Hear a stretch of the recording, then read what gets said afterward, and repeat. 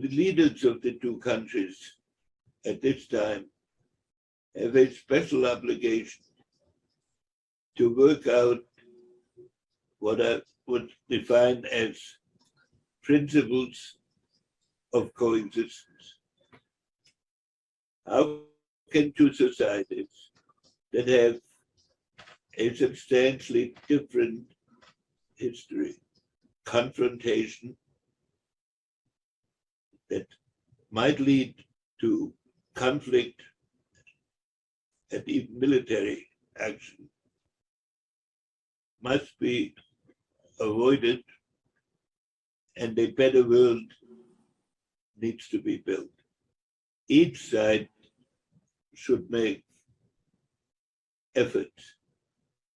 to start a dialogue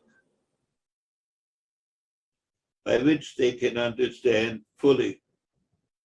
the core interests of the other side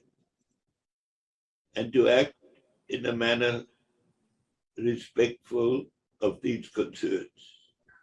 by which the two sides can talk to each other without threat, and so that the great qualities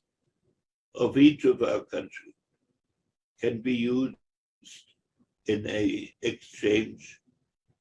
that is based on lasting peace for our countries